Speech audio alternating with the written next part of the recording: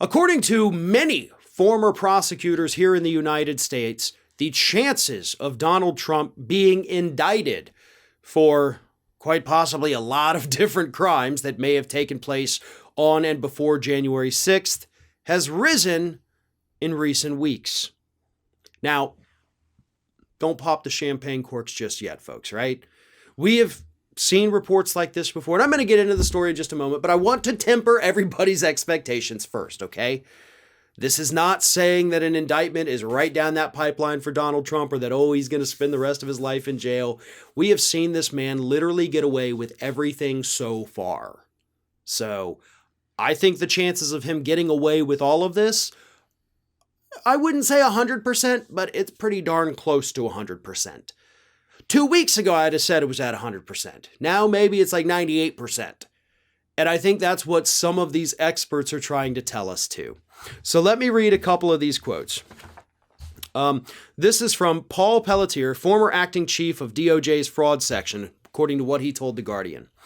The compelling evidence of criminal activity by Trump revealed by the committee in its recent 61-page court filing should spur DOJ to act expeditiously. Given the gravity of the revelations, the department should consider a strike force or even special counsel to coalesce sufficient resources to focus on these criminal attacks that strike at the heart of our democracy.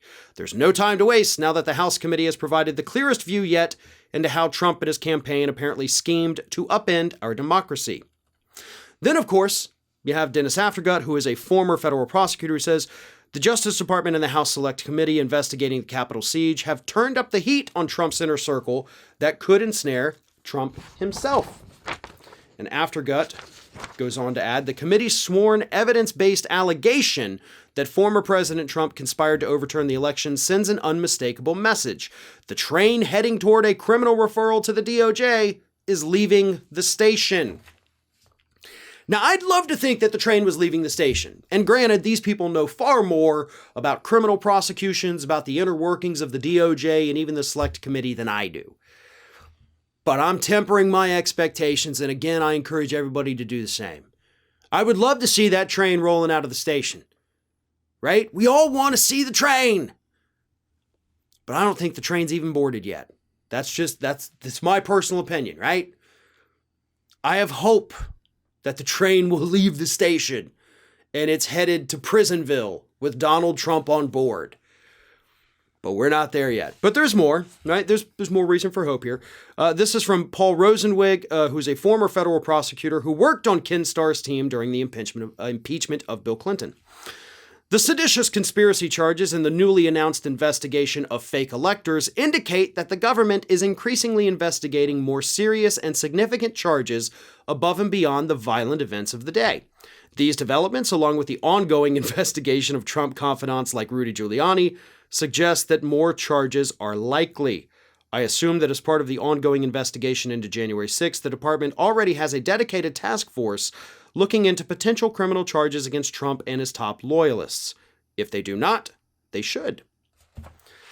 Now, you notice a common theme there too, right? And I am going to toot my own horn here, as per usual. I don't get to do it very much, so I'm going to do it. Who's been telling you for months and months and months we need a special prosecutor, right? It wasn't Aftergut, it wasn't Rosenwig, it's this guy. It's this guy. And I still stand by that, and I do think it should happen, and I do want to hear more voices saying this. You know, about a week ago, the Washington Post had an op-ed where they finally called for it.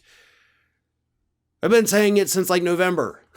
We need that special prosecutor. We need the DOJ to take this seriously. And of course, last week, Merrick Garland came out and basically tried to assure us that, listen, we're not shying away from any political prosecutions. We don't care how political a case is. If there's criminal activity, we're going for it, so y'all just chill. And that did ease my concerns a little bit. Not a ton, but a little bit. These statements from the people who know how these things work has raised my spirits a bit. Probably, yes, I would say that the chances of Donald Trump being indicted have increased. But I wouldn't say it's by 20 or 30%.